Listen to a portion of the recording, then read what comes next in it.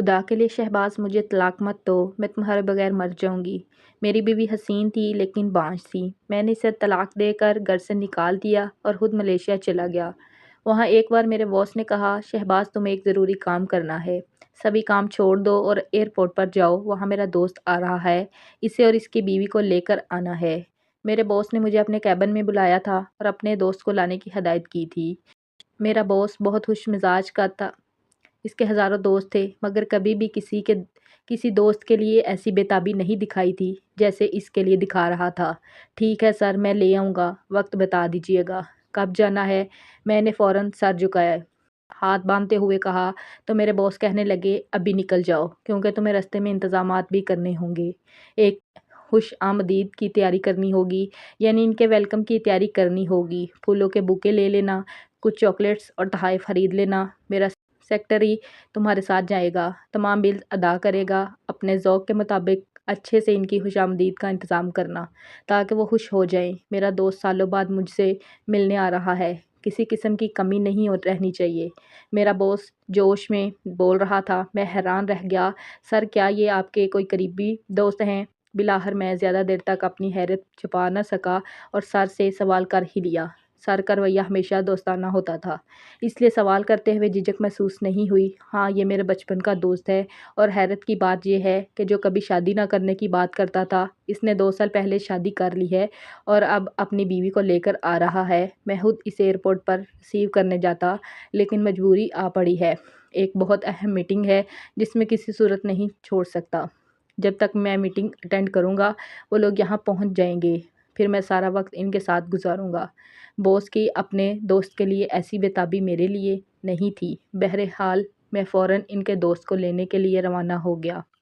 رستے سے میں نے پھولوں کے بکے، چاکلیٹس اور کچھ خوبصورت تحائف خرید لیے، ان کے ویلکم کی تیاریاں مکمل کر لیں، کچھ لڑکیوں کو پیسے دے کر ان کے اوپر پھول برسانے کے لیے ہائر کر لیا۔ ایئرپورٹ کے قریب ایک ہوٹل میں ٹیبل بھی ریزرو کروایا، لیکن جہاں چاکلیٹس، کیک اور دیگر چیزیں رکھ کر ان کی خوشامدید کا شاندار انتظام کیا گیا تھا، مجھے یقین تھا کہ میرا باس مجھ سے بہت خوش ہو جائے گا اور میری پروموشن ضرور کرے گا۔ مجھے ملیشیا میں تقریباً 4 سال ہو چکے تھے۔ میں ملیشیا کیوں آیا تھا، یہ ایک الگ کہانی تھی۔ بہرحال ان 4 سالوں میں مجھے 2 بار پروموشن مل چکی تھی کیونکہ میں نے پوری محنت سے، ایمانداری اور لگن سے کام کیا تھا۔ باس مجھ سے کافی خوش تھا، اپنے ذاتی معاملات میں بھی مجھ پر بھروسہ کرنے لگا تھا۔ یہی سوچتے سوچتے ہم ایئرپورٹ پہنچ گئے۔ ایئرپورٹ پر باس کے دوست کے نام کی تختی اٹھائے میں خود کھڑا تھا۔ تختی کے ارد گرد خوبصورت پھول لگے تھے اور چمکتے ہوئے گلیٹر سے اس پر نام لکھا تھا۔ ایئرپورٹ پر چلتے ہوئے لوگ خوشگوار حیرت سے میری طرف دیکھ رہے تھے۔ مجھے میں ایسا کچھ خاص نہیں تھا مگر ویلکم کا جو انداز اپنایا ہوا تھا وہ بہت خاص تھا۔ تھوڑی دیر بعد ایک 3 پیس سوٹ میں ملبس باوقار شخص مجھے اپنی طرف آتا دکھائی دیا۔ میں فوراً اس کی طرف بڑھا، میں پہچان گیا کہ یہی باس کے دوست ہیں۔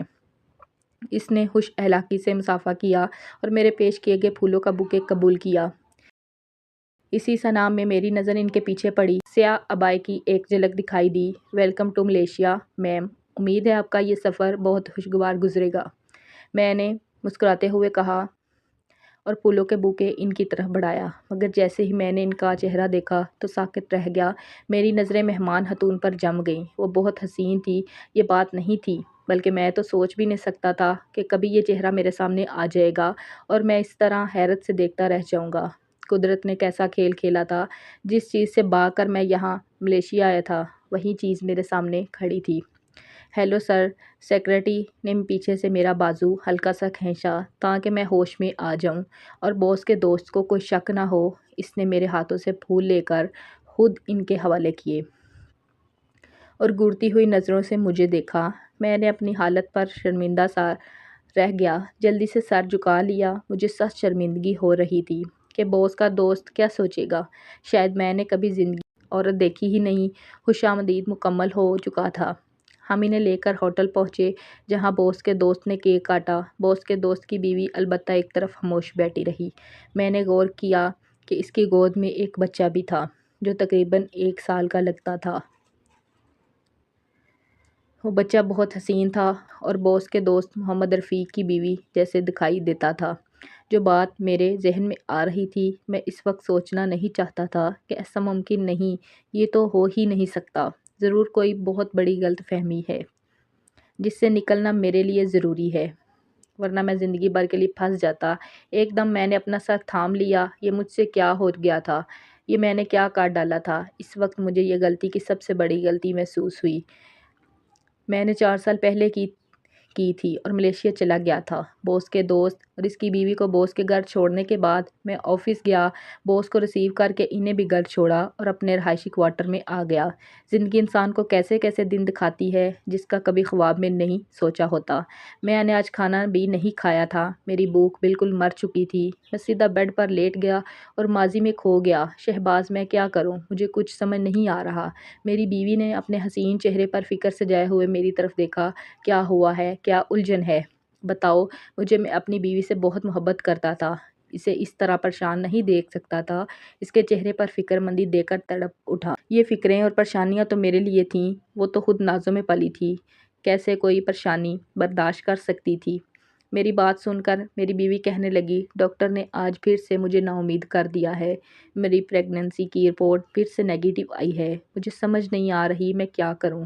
اس کی یہ بات میرے لیے بھی پریشانی کا باعث تھی۔ میں بھی چاہتا تھا جلد از جلد باپ بن جاؤں، لیکن اگر خدا کی طرف سے دیر ہو رہی تھی، اسے مردہ الزام نہیں ٹھہرا سکتا تھا۔ اس لیے تسلی دینے لگا کہ کوئی بات نہیں، خدا کے گھر میں دیر ہے اندھیر نہیں، جلد ہی اللہ تعالیٰ ہماری بھی سنے گا اور ہمارے ہاں بھی اولاد ہو جائے گی۔ میری بیوی بے حد حسین تھی، امیر گھرانے سے تعلق رکھتی تھی، اور جب میرے گھر میں دلہن بن کر آئی تو سارا محلہ اس کی تعریفوں سے گونج اٹھا تھا۔ اس کے حسن کا چرچا ہر زبان پر تھا۔ گوری رنگت پر جب لال دوپٹہ گرتا تو لگتا جیسے کسی شہزادی کو زمین پر اتارا گیا ہو۔ اس کے چلنے کا انداز ایسا تھا کہ دیکھنے والے پلک جھپکنا بھول جاتے تھے۔ بات کرتی تو لہجے میں ایک اور نرمی ہوتی، مٹھاس ہوتی، جسے سن کر دل خود بخود مسکرا اٹھتا۔ میں نے اسے دل سے چاہا تھا۔ میری زندگی کی سب سے بڑی خواہش یہی تھی، اور وہ ہمیشہ خوش رہے، اس کی ہر خواہش میرے لیے حکم کی طرح تھی۔ میں ہر وقت اس کے ناز نخرے اٹھاتا رہتا۔ اگر کبھی ذرا سے بھی اس کے چہرے پر اداسی دیکھ لیتا تو دنیا ایک طرف رکھ کر اس کی مسکراہٹ لوٹنے کی کوشش کرتا۔ ہماری شادی کے ابتدائی دن خوشیوں سے بھرے ہوئے تھے۔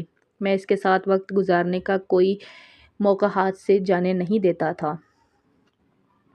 اسے بازار لے جاتا، اس کے لیے زیورات خریدتا، مہنگے کپڑے لاتا، اس کی پسندیدہ کھانے بنواتا۔ وہ میری دنیا بن چکی تھی، اس کے بغیر میرا دل نہیں لگتا تھا۔ میں نے اس کے لیے گھر میں ہر آسائش پیدا کر دی تاکہ وہ کسی چیز کی کمی محسوس نہ کرے۔ مجھ سے زیادہ خوش قسمت عورت کوئی نہیں، کیونکہ تم مجھے میری زندگی کی سب سے قیمتی تحفہ ہو۔ وقت گزرتا گیا، شادی کو 2 سال گزر گئے، مگر ہمارے ہاں اولاد نہ ہوئی۔ ابتدا میں ہم دونوں سے اس معمولی بات سمجھا، ہم نے سوچا کہ اللہ کی مرضی ہے، جلد سب ٹھیک ہو جائے گا۔ مگر جیسے جیسے وقت گزرتا گیا، میری بیوی کی آنکھوں میں فکر بڑھنے لگی۔ وہ ہر مہینے دعائیں مانگتی، نفل پڑھتی، صدقہ دیتی، کبھی کسی بزرگ کے پاس چلی جاتی، کبھی کسی عامل کے کہنے پر تعویذ گلے میں ڈال لیتی۔ اسے سمجھاتا کہ فکر مت کرو، اللہ پر بھروسہ رکھو، وہ بہتر جانتا ہے کب دینا ہے، مگر اس کا دل مطمئن نہیں ہوتا تھا۔ وہ ہر وقت سوچوں میں گم رہنے لگی تھی۔ میری ماں شروع سے ہی اس رشتے کے حق میں نہیں تھی۔ اس کا خیال تھا کہ میں نے امیر گھرانے میں شادی دولت کی لالچ میں کی ہے، اور وہ اکثر بیوی سے الجھنے لگتی تھی۔ ماں کو اس کے نخرے برداشت نہیں ہوتے تھے۔ وہ اکثر کہتی تھی کہ ان کے گھر کی لڑکی ہمارے گھر کے کام کیسے کرے گی، اور اب جب اولاد نہیں ہوئی تو اس نے موقع غنیمت جانا۔ ماں روز بروز میری بیوی کو طعنے دینے لگی۔ کبھی کہتی کہ عورت بن کر بھی عورت نہیں بنی، کبھی طنز کر کے کہتی تیرے ہاتھوں کی لکیریں تو جیسے بانجھ پیدا ہوئی ہیں، کبھی یہ بھی کہہ دیتی کہ تیرے نصیب میں ماں بننے کا سکھ کہاں۔ یہ الفاظ سن کر میری بیوی چپ ہو جاتی، اس کی آنکھوں میں آنسو آ جاتے۔ وہ مجھ سے کچھ نہیں کہتی تھی، مگر میں اس کی خاموشی پڑھ لیتا تھا۔ میں جب بھی گھر آتا تو وہ چپ چاپ بیٹھی ہوتی، کہتی اماں بری ہیں، چپ چاپ بیٹھی ہوتی، اماں بری ہیں، اور اب ان سے برداشت نہیں ہو رہا۔ لیکن میرے دل پر تیر بن کے لگتا ہے، کبھی کبھی لگتا ہے کہ میرے ہاں اولاد ہی نہیں ہونی۔ صاف لفظوں میں مجھے بانجھ کہتی ہیں، اور ایسا لگتا ہے جیسے میں سچ میں بانجھ ہوں۔ میں نے کئی بار ماں سے بات کرنے کی کوشش کی، اب برائے کرم اس طرح کے الفاظ نہ کہا کریں۔ مگر ماں الٹا مجھ پر برس پڑتی ہیں، یہ تو اپنی بیوی کے جادو میں آ گیا ہے، یہاں تک کہ ایک دن کہہ دیا کہ اگر تجھے اولاد چاہیے تو دوسری شادی کر لے۔ میں نے یہ بات سن کر کانوں کو ہاتھ لگایا۔ میں نے ماں سے کہا میں اپنی بیوی کے بغیر زندگی کا تصور بھی نہیں کر سکتا، لیکن وقت کے ساتھ ماں کے الفاظ میرے دل میں اترنے لگے۔ شادی کو 6 سال گزر گئے تھے مگر ہمارے ہاں اولاد نہ ہوئی۔ میں اب تھکنے لگا تھا۔ میں دیکھتا تھا کہ دوستوں کے بچے اسکول جانے لگے ہیں۔ میری بیوی کا چہرہ مرجھا چکا تھا، وہ پہلے جیسی ہنسی خوشی والی عورت نہیں رہی تھی۔ میں جب بھی گھر آتا وہ یا تو رو رہی ہوتی، یا تو قرآن پاک پڑھ رہی ہوتی، یا آنسو بہا رہی ہوتی۔ میں کبھی کبھی غصے میں کہہ دیتا کہ بس بھی کرو، کب تک رونا ہے۔ اس کے لب کانپنے لگتے مگر وہ چپ ہو جاتی تھی۔ اماں روز میرا دماغ بھرنے لگیں، کہتی یہ بانجھ عورت ہے بیٹا، یہ عورت تجھے وارث کبھی نہیں دے سکتی، سن لے کل کو مر گیا تو تیرا نام مٹ جائے گا، ہمیشہ تیری جائیداد تیرا سب کچھ غیر کے ہاتھ میں لگ جائے گا۔ میں روز یہ باتیں سنتا میرا دل بدلنے لگا۔ میں سوچنے لگا شاید اماں ٹھیک ہی کہتی ہیں، ہمیشہ دولت، حسن، محبت سب اپنی جگہ مگر اولاد ضروری ہے۔ ایک دن ماں نے پھر تانوں کی بوچھاڑ کر دی تھی، کہنے لگی دیکھ اپنے دوستوں کے بچے کھیل رہے ہیں باہر اور تو حالی گھر میں بیٹھا حسرت سے انہیں دیکھتا ہے۔ میں نے ماں کو چپ کرانے کی کوشش کی مگر ناکام۔ میری بیوی اندر سے نکلی، کہہ دیا سخت جا دفع ہو جا، سونے کو والی عورت کبھی نہ بنی، میرے بیٹے کو اولاد کی خوشی تک نہیں دے سکی۔ بیوی کے آنسو بہنے لگے، اس نے روتے ہوئے بس کہا اماں میں نے آپ کے بیٹے سے محبت کی ہے، سچی میں نے کبھی ان سے دکھ دینے کا سوچا بھی نہیں تھا۔ مگر اماں نے سخت لہجے میں کہا محبت کافی نہیں، محبت کے نہرے اولاد دے کر۔ مگر اس نے میرا ہاتھ جھٹک دیا، بولی شہباز بس، میں تھک گئی ہوں، تمہاری ماں کی باتیں دل چیر دیتی ہیں۔ میں نے کہا سمجھتا ہوں مگر تمہیں برداشت کرنا ہوگا کیونکہ تم بانجھ ہو، تم مجھے اولاد نہیں دے سکتی۔ میرے الفاظ سن کر اس کا چہرہ زرد پڑ گیا، اور وہ رات ہماری زندگی کی آخری پرسکون رات تھی۔ اگلے دن معمولی بات پر ماں نے شور مچایا، غصے سے کہنے لگی یہ عورت بدتمیز ہے۔ میں خاموش نہیں رہ سکا، غصے میں کہہ دیا کہ میں اسے طلاق دے دوں گا۔ وہ میرے سامنے کھڑی تھی، آنکھوں میں آنسو تیر رہے تھے، بولی خدا کے لیے شہباز مجھے طلاق مت دو، میں تمہارے بغیر مر جاؤں گی، تم میری دنیا ہو۔ مگر میرے کانوں میں اماں کی باتیں گونجنے لگیں، تجھے وارث نہیں ملے گا، تیرا نام مٹ جائے گا۔ میں نے غصے میں آ کر 3 الفاظ ادا کر دیے، طلاق طلاق طلاق، اور وہ زمین پر گر پڑی۔ اس کے آنسو میرے قدموں میں بہنے لگے، دردناک منظر، وہ رو رہی تھی، میں نے کیسی بے وفائی کر دی۔ میں نے دھکے مارے، دروازہ بند کیا، وہ جا چکی تھی۔ ماں خوشی سے پھولے نہیں سما رہی تھی۔ اس وقت میں اندر گر گیا مگر دل جیسے سینے میں موجود نہ تھا۔ اس رات نیند آنکھوں سے کوسے دور چلی گئی تھی۔ میں نے اپنی زندگی کی سب سے بڑی غلطی کر دی تھی۔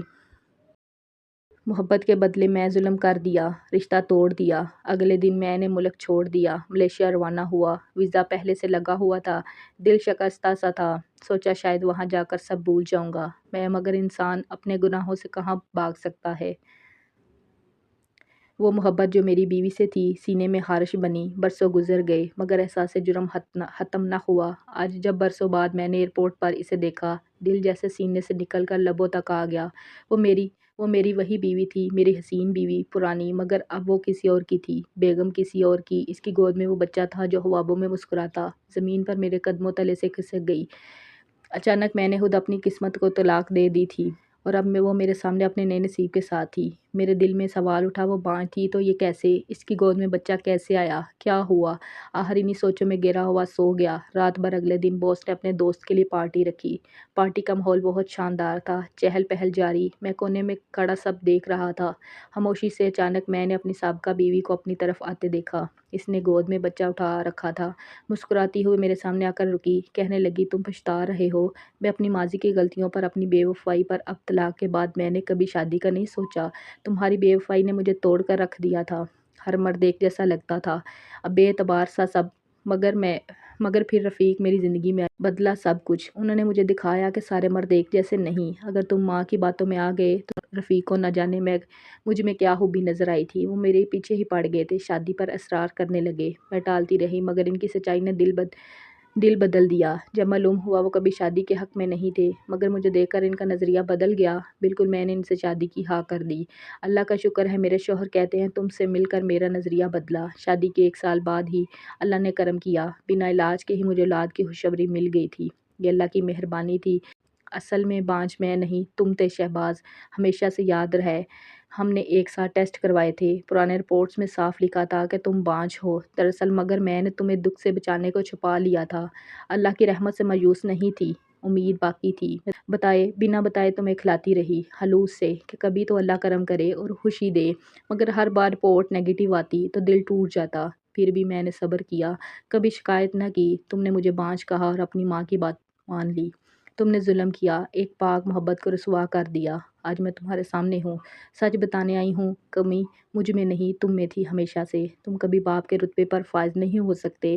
میں نے تم سے بے پناہ محبت کی تھی دل سے، مگر تم نے میرے جذبات، میرے خلوص رون دیے تھے۔ میں ہی پاگل تھی جو تمہارے لیے برداشت کیا۔ میں نے تمہاری ماں کے طعنے سہے مگر چپ رہی، تمہارے لیے اپنی عزت قربان کی مگر تم ظالم نکلے۔ آج میرا تم سے کوئی تعلق نہیں، سب ختم ہوا۔ اللہ نے مجھے ایک چاہنے والا شوہر عطا کیا، خدا نے مجھے عزت، سکون اور اولاد دی دوبارہ۔ اب میں تمہیں نصیحت کرتی ہوں شہباز، غور سے سنو، اپنے بعد کسی لڑکی کی زندگی برباد مت کرنا۔ اگر وہ اولاد نہ دے پائے تو قصوروار مت ٹھہرانا، شاید مسئلہ تم میں ہو مگر الزام ہمیشہ پہ لگتا ہے۔ میں تمہیں حقیقت بتا گئی ہوں، اب سکون سے جی لو۔ میری سابقہ بیوی یہ کہہ کر چلی گئی خاموشی سے، اور میں وہیں کھڑا رہ گیا دم بدم پتھر بنا ہوا۔